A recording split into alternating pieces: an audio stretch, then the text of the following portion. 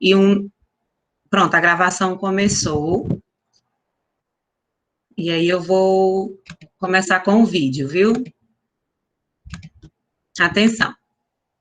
1991, estava passando, né, até então, a novela Roque Santeiro. Então, quando quiser me perguntar alguma coisa muito importante.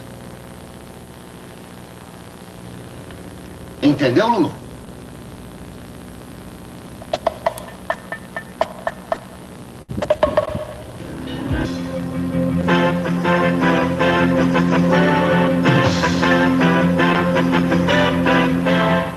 A renúncia de Mikhail Gorbachev e o fim da União Soviética.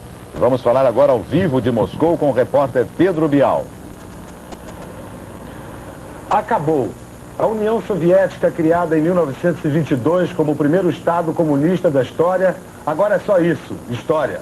No começo dessa noite, já é noite aqui em Moscou, passam das 9h30, no começo dessa noite, Mikhail Gorbachev, pela televisão, apresentou seu discurso de renúncia.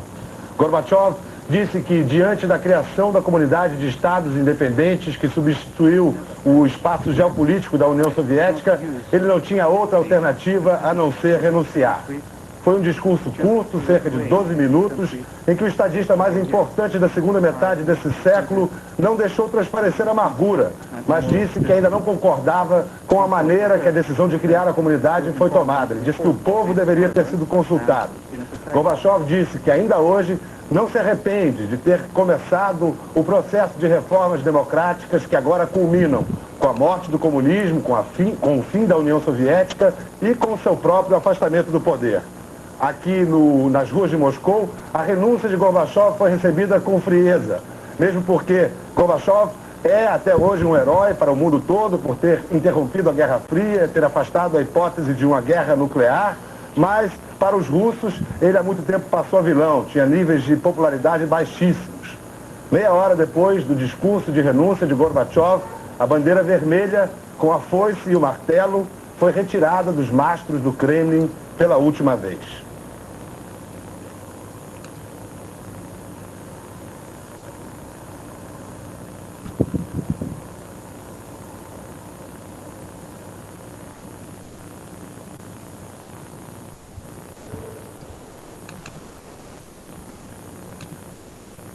Na penumbra, sem hinos, sem cerimônias, sem homenagens, partiu para sempre um símbolo que já foi temido, já foi amado, já foi odiado e que hoje vai ter lugar em museus.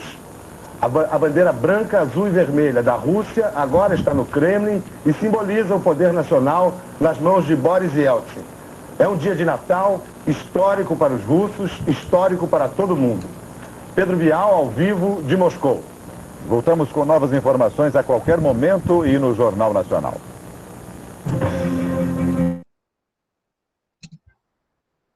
Sentiram o clima de tensão, né? Sentiram o peso de um fato histórico. Eu já senti mais tensão quando o cabo foi anunciar esse negócio de Donald Trump com o cabo lá do Irã, do Iraque. Pronto, né? São momentos bem particulares, né? A gente, pelo menos, nos dias atuais, Marley, a gente já tem um controle maior das notícias, né? Quer dizer, quando Donald Trump que ficou em clima de tensão com o Iraque, nós sabemos que a qualquer momento poderia acontecer algo do tipo. Mas em 1991, a maioria das grandes notícias que a massa, né, o público em massa poderia ter contato, era nos jornais, né? Então, chegava o momento de tensão, a gente lembra logo de quem morreu, né, quando vem um plantão da Globo. Quem morreu?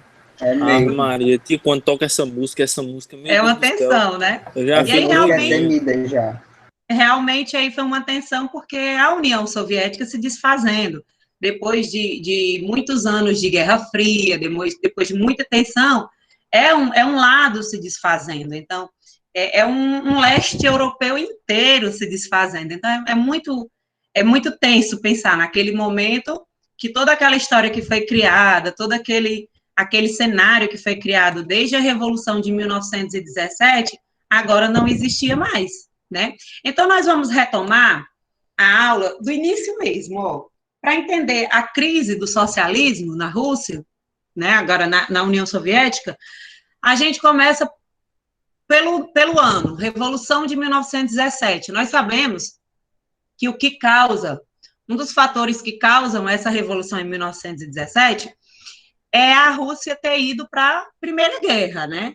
Porque quando a Rússia vai para a Primeira Guerra, era um país, digamos que a Rússia passava fome, né? Os russos passavam fome, era um país atrasado comparado às outras potências europeias, enquanto as potências europeias totalmente industrializadas, a Rússia era um país agrário, ou seja, a Rússia não tinha condições de estar participando de uma Primeira Guerra Mundial, da Primeira Guerra Mundial, tanto que ela sai e acontece justamente a Revolução Russa, né, a Revolução do Partido Vermelho. Em 1922, com Lenin, é instaurado a União Soviética. Morre Lenin, assume o poder Stalin, né? Nós sabemos que Stalin é um ditador, né? Que Stalin foi um dos mais ferrenhos ditadores da história moderna. Foi ele, né? Que mandou matar Trotsky, meio que concorrente dele. Trotsky, sim, porque ficou uma indecisão. Quem assumiria o poder depois da morte de Lenin, né? Lenin morreu muito precocemente, né? Deu 2 anos após assumir, 2 anos após a União Soviética ser formada. Então, ficou quem assumiria realmente agora o poder do pensamento, dando continuidade ao pensamento de Lenin. Trotsky era o mais cotado, mas Stalin assumiu. Trotsky foi refugiado no México, mas mesmo assim foi morto no México. E aí, destruição na Segunda Guerra, reconstrução por meio do planejamento econômico estatal, culto à personalidade de Stalin, né, divinação.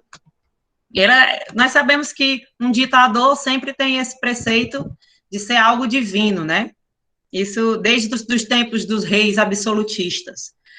E as diferenças de economia de mercado e economia planificada. Outra coisa que é importante lembrar, como eu falei, é uma ditadura, né, então, e a ditadura de Stalin, de 24 até a Segunda Guerra, desculpa, tem todo um contexto. Mas pós-Segunda Guerra Mundial, o contexto é modificado, porque nós sabemos que após a Segunda Guerra Mundial vai começar o maior desafio até então da União Soviética, que é a Guerra Fria. Então, a Guerra Fria traz outro contexto, outro investimento. Nós sabemos, quando vocês assistem filmes de Guerra Fria, quando vocês tem maravilhosos filmes, Estrela Além do Tempo, por exemplo. São filmes maravilhosos que podem mostrar para vocês como era a corrida espacial naquele tempo. Então, precisava de muito investimento. Ou seja, tanto Stalin, né, na União Soviética, quanto nos Estados Unidos, os presidentes investiram muito, muito mesmo em tecnologia, investiram muito poder no exército, investiram muito dinheiro no poder do exército.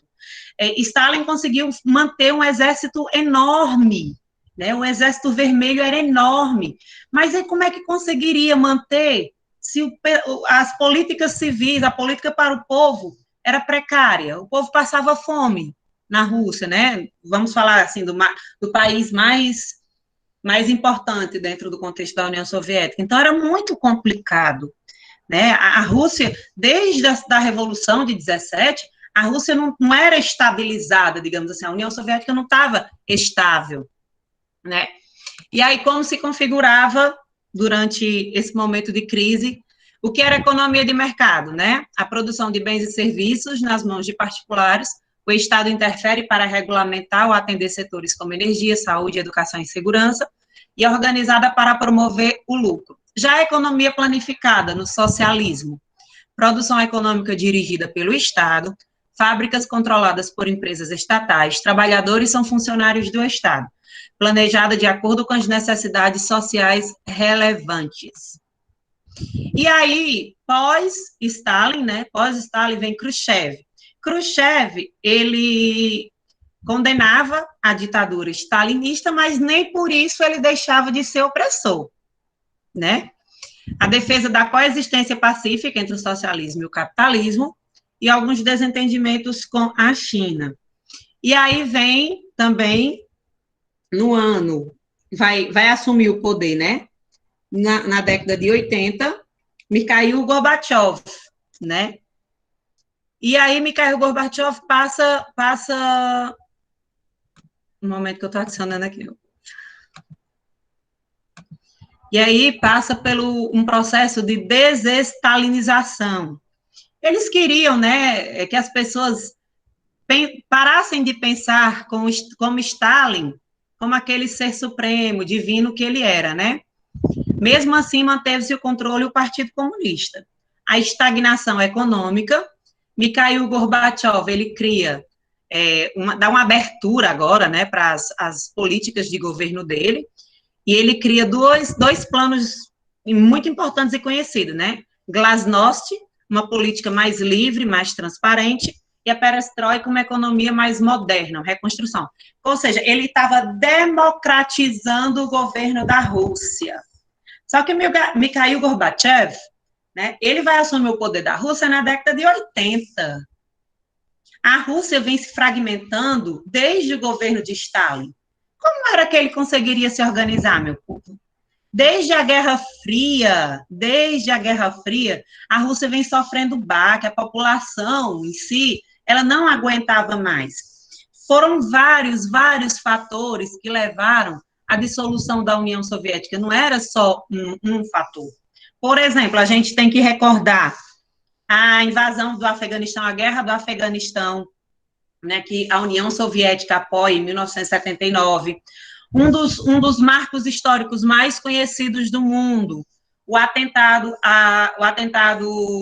nuclear em Chernobyl, Ucrânia, né, um país das repúblicas socialistas soviéticas, que acontece em 1986. Então, eu estou citando exemplo, né, mas são vários os fatores, porque a União Soviética não era um país, eram vários países que compunham o bloco. Então, qualquer coisa que desestabilizasse o bloco, aconteceria o quê? Era consequência para o fim da União Soviética. Então, foram vários os motivos, né? Como eu citei, Chernobyl é um dos mais conhecidos, né? A dissolução, né? Depois, tem a dissolução, alguns motivos também, né? A questão da Tchecoslováquia, a Romênia, né? Em 1989, o Muro de Berlim. Então, são vários os fatores. É como se a União Soviética, ela não, no processo que ela surgiu, ela nunca teve uma base sólida, né? Sempre ela passou por grandes dificuldades. Mas no período de Stalin e da Guerra Fria foi o mais sério, porque, na verdade, enquanto eles investiam muito em exército, no poder bélico, no poder nuclear, na tecnologia, no poder espacial, nos mísseis, a população passava fome. A realidade era essa. Então, era um contraste. Um exército vermelho maravilhoso, grandioso, temeroso, mas o povo passando fome na rua, né? E aí fica um contraste muito grande. Existiam no poder, né, no partido, comunistas autoritários e ultra-reformistas. Gorbachev é deposto em 1991 por comunistas autoritários. Ele retorna ao poder por 3 dias. Resistência dos reformistas liberados por Boris Yeltsin, que depois que Gorbachev renuncia, quem assume o poder na Rússia é Boris Yeltsin. Aí a renúncia de Gorbachev, fim da União Soviética, após 69 anos de sua criação, fim da Guerra Fria, que já estava enfraquecida. E aí, eu trago essa imagem. Alguém pode me dizer algo sobre ela? Representando, né? Representando o fim disso tudo aí. No livro só analisar o short de cada cara. No livro de vocês traz, na página 36, o que é, né? O que é que representa essa imagem. Se vocês não percebem, os shorts já dizem muito, né? Os shorts dos pugilistas, um short bem americanizado e um com a foice e o martelo, shortinho vermelho. Aí é o filme Rocky, né? Que vocês sabem que Sylvester Stallone fez uma série de filmes, e justamente esse filme aí, o Rocky, esse Rocky aí é o 4. Ele atuou, ele dirigiu, né? Ele produziu tudo, e ele também é o ator principal, o Rocky 4, que no auge da Guerra Fria simbolizava o quê, né? A derrota da União Soviética, né, dentro desse contexto. É claro que os filmes, principalmente os filmes criados, dirigidos nos Estados Unidos, né, os filmes bem americanos, nós sabemos que os filmes americanos, eles sempre trazem o nacionalismo com muita força, né? Vale ressaltar também que os filmes americanos, quando a gente assiste, a gente tem que assistir com muito cuidado, porque o nacionalismo é retratado com muita força, né? Mas essa ilustração é bem clara, né? Porque é o combate entre Dragon e Rock. Ilustra de uma maneira metafórica, né? Óbvio, o embate entre o capitalismo e o socialismo, né? Dentro de um contexto, recomenda-se até quem quer assistir o filme Rock 4, né? Porque é quando o Sylvester Stallone, ele aceita e treinar dentro da União Soviética, né? Onde os russos tinham toda uma tecnologia, e aí vai passar a imagem de quê? Dos Estados Unidos, o bom moço, que vai treinar com materiais simples, com nada de tecnologia, enquanto o russo treina com muita tecnologia, o russo treina com, sabe, com todo aquele aparato, e aí quem sai vencedor? Rock. Óbvio, né? Um filme americano, o americano tem que ganhar, né? Então, isso aí é óbvio. É o sonho americano, né? A vida sofrida, e de repente... É o sonho americano, né? E outra, nós sabemos que o modelo de vida americano, ele foi desenhado por muito tempo, principalmente na Guerra Fria, né? Ele foi passado para o mundo um modelo perfeito de vida entre os americanos. Era aquela coisa bem idealizada, bem sonhada, tanto que nós temos até hoje esse perfil maravilhoso de uma vida perfeita, né, nos Estados Unidos. Então, foi muito bem elaborado. Os filmes, as séries, sempre retratam um perfil. Oi, Ibrahim. Eu acho muito massa aquele meme que, quando a pandemia começou, né, colocaram um meme de um cara cutucando os Estados Unidos aí. Pô, cara, só vai todo mundo que nem tu faz nos filmes. Pronto. E quando a gente assiste, por exemplo, qualquer série, vocês percebem que os modelos da casa norte-americana é muito padronizado nas séries, é tudo muito... E acaba que o Brasil e o mundo copia, quer dizer, é um modelo espalhado para o mundo todo, é um perfil cultural, né, que se compra a ideia da vida perfeita nos Estados Unidos, se compra a ideia que ele é o salvador da pátria. Então, todos os filmes, a gente tem que ter sempre esse olhar bem cuidadoso, né, porque os filmes sempre vão retratar uma vitória, é um patriotismo além do normal, né? E esse filme ele é muito real, né? Oi? Desculpa, João Vitor. Eu ia falar que, assim, esse filme, ele não mostra mais do que a realidade, porque não era simplesmente uma guerra fria de origem política, era um negócio que envolvia tudo, né? Tudo, isso. Eram questões culturais, era ideologia, né? Era cultura, setor bélico, era tudo, política, que era capitalismo. Que me faz lembrar muito da série do Gambito da Rainha. Tia Carol já assistiu, porque já. Assim, né? Netflix. Então, essa rainha. Muito bem a competição. Isso, e aí sempre passam a imagem, dependendo de quem foi feito, onde foi feito o filme, sempre a imagem que passam dos russos é um povo frio, calculista, né, muito técnico e sem sentimento. Aí sempre fica para o lado americano, o bonzinho, com sentimento, com uma vida, com sofrimento, né? Sempre a imagem dos russos é essa, frio e calculista. E isso se reflete até hoje, porque eu não sei, eu vi uma reportagem recente de que a Apple lançou agora uma espécie de condição, né? Não pode usar um aparelho Apple numa série, num filme, um personagem que seja ruim. O vilão da história não pode para não atrelar. Para não atrelar a imagem. Tô entendendo, que legal. Outra sugestão que é um filme muito bom também é Adeus Lenin, né? Que é uma mulher que reside na Alemanha Oriental, né? E é defensora dos ideais socialistas. Só que durante a Guerra Fria ela entra em coma. Quando volta a si, o Muro de Berlim havia caído, porém sua família esconde o fato. Uma visão bem-humorada do fim da Guerra Fria, ou seja, é uma perspectiva diferente desses que a gente está sempre acostumados a ver, o contexto só americanizado da coisa, né? É uma visão bem diferente. E aí, gente, na página 38, depois quem quiser acompanhar pelo livro, vocês vão ver um breve resumo do evento que aconteceu, cada evento, e o que foi cada evento que levaram esse desfacelamento da União Soviética, né? Porque como são vários os eventos, então tem um breve resumo. E aí, a gente vai agora chegar a outro ponto importante, né? A velha ordem mundial, a nova ordem mundial. Nesse contexto, a velha ordem mundial, a velha, né? Olha aí. A velha seria literalmente a ordem bipolar. Como a gente já falou anteriormente, foram 69 anos de Guerra Fria, né? Foram 69 anos de uma União Soviética. Tia Carol, a Guerra Fria só acontece depois da Segunda Guerra, com certeza, mas nós sabíamos do poder dos dois países, nós sabíamos do poder das duas ideologias, né? É um capitalismo muito forte, um socialismo muito forte. Então, foram 69 anos de União Soviética, mais, vamos pensar, mais 40 e alguns anos, né, de Guerra Fria. Então, é muito tempo, né? E, no caso, seria a velha ordem mundial, seria o mundo bipolar, né? O fim da ordem bipolar. E aí, a nova ordem seria a ordem da multipolaridade econômica. Por que multipolaridade econômica?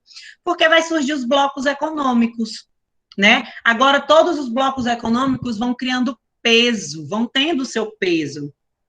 Eles estavam despontando, né, agora.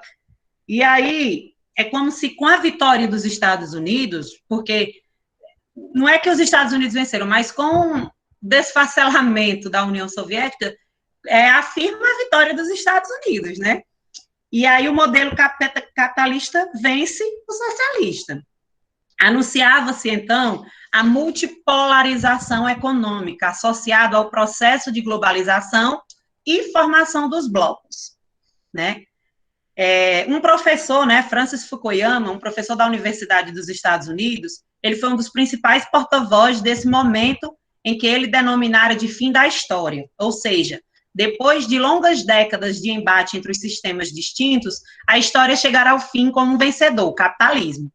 Seu representante, os Estados Unidos. A grande potência lideraria um mundo por meio de um sistema econômico hegemônico. Esse período dos anos de 1990 coincidia com o auge de uma vertente do capitalismo, que estudamos anteriormente, que aí nós vamos sempre lembrar, né, do neoliberalismo, década de 70, 80, 90, início dos anos 2000, a força do neoliberalismo. Acontece que nem todos estavam dispostos a viver em um mundo sob controle dos Estados Unidos, e muitos discordavam do modelo de vida estadunidense, American Way of Life, que a gente estava conversando, né, desse perfil, desse modelo de vida, desse padrão imposto pelos Estados Unidos. Outro analista internacional desse período, né, cujas ideias muito repercutiram, foi o Samuel Huntington, que, além da teoria do choque de civilizações, apresentou uma nova leitura para a ordem mundial, que se pusera no final do século XX, a unimultipolaridade. O que seria a unimultipolaridade, né? Haveria uma superpotência liderando essas multipotências, digamos assim. Ou seja, um líder para essas multipotências, né? Estados Unidos, na década de 90, se desponta como esse líder. E existem várias outras lideranças no mundo. Mas, na época da década de 90, era o auge dos Estados Unidos. Não tinha como negar. O auge era Estados Unidos. E só vai mudar um pouco essa situação com um grande crescimento econômico da China, né? Quando a China passa esse crescimento, a gente começa a despontar novamente, a gente vê, né, a largos passos o crescimento da China, aí a gente vê que existe uma ameaça. Mas até então, nós sabemos do poder que existe dos Estados Unidos. Hoje também nós temos uma forte União Europeia, um Japão, né? Mas aí, esse mapa aí representa muito bem como se inicia, né, o século XXI. É nesse molde. Tanto que não é à toa que todas as redes de televisão do mundo se importaram muito com as eleições dos Estados Unidos, né? Não é à toa que o mundo parou para ver as eleições dos Estados Unidos. E aí, diante da inegável superioridade dos Estados Unidos perante os demais, havia um conjunto de países, ou menos grupos dentre esses países, que não queria sofrer interferência dos Estados Unidos. Sempre tem, né? Nós sabemos. E se posicionava como uma indisfarçável antipatia e resistência ao país. Foi, sobretudo, nesses lugares que surgiram grupos extremistas, que tinham nos Estados Unidos a inspiração para atos terroristas. Isso, particularmente, notado em países de cultura islâmica, embora o islamismo seja uma religião baseada na paz. Em nenhum momento o islamismo advoga apologia à violência, né? E aí a gente traz a imagem do ato que começa, né, digamos que desponta nesse momento a guerra ao terror. O ano é 2001, dia 11 de setembro, e aí o novo momento começa a surgir no mundo, né? A guerra ao terror, a guerra aos grupos extremistas, né? Aqueles países que não aceitam de maneira nenhuma a interferência dos Estados Unidos. Nós até conversamos muito na outra aula sobre esse tema, mas é justamente, vocês comecem a ver na página 41, que aí começa esse processo, né? Porque aí... Né? Oi, meu amor. Você assistiu aquele vídeo que eu mandei para a senhora? Comecei porque alguma coisa aconteceu e eu tive que parar, mas eu comecei. Muito interessante mesmo. Quer dizer, tudo que traz curiosidades, assim, que trazem as entrelinhas do assunto é muito interessante a gente ver outros contextos, outras opiniões, né? Nessa guerra ao terror, vai partir agora dentro de um processo unilateral. Os Estados Unidos, né, é uma política externa unilateral. Começou-se a se pensar nessa caça às bruxas dos anos 2000, né? Qual seria a bruxa agora, né? Os extremistas. Esse atentado, nós sabemos, foi pensado, idealizado por Osama Bin Laden, né? O grupo extremista na época era a Al-Qaeda, né? A Al-Qaeda, que fez muito estrago ainda no mundo, mas esse aí foi quando despontou. Os Estados Unidos, né, tiveram muito êxito, nós sabemos que até então eles divulgaram fotos dizendo que tinham matado Osama Bin Laden, que tinham matado o líder da Al-Qaeda, e vários fatores, né? Isso não é novidade para vocês.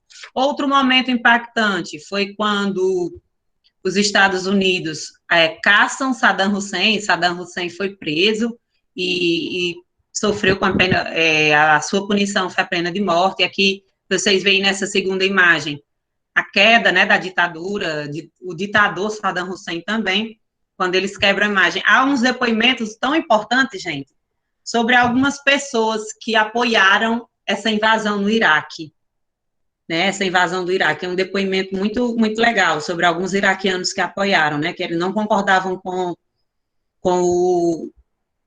a gestão de Saddam Hussein, né, com o governo de Saddam Hussein. Eles falam muito que até hoje, quando olham para essas fotos, se arrependem, porque com a queda de Saddam Hussein, é como se o Iraque vivesse uma tensão eterna, porque os grupos extremistas invadiram o Iraque. Então, quer dizer, eles vivem de uma maneira muito mais temerosa, eles temem muito esses ataques terroristas.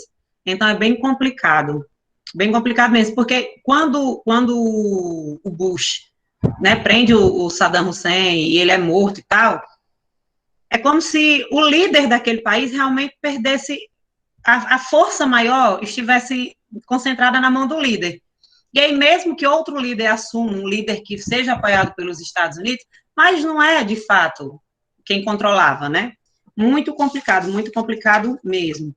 E aí, com o tempo, né, a invasão do Iraque, né, reforçando, foi em 2003, né, 2 anos após o atentado às Torres Gêmeas. Outras ações terroristas muito conhecidas, né, agora do Estado Islâmico. Em 2015, a França sofreu 2, em janeiro, contra a sede do jornal satírico Charlie Hebdo, e em novembro, uma série de ataques entre eles em casas de shows. Em março de 2016, o alvo foi Bruxelas, na Bélgica. Os ataques ao aeroporto e uma estação de metrô deixaram mais de 30 mortos.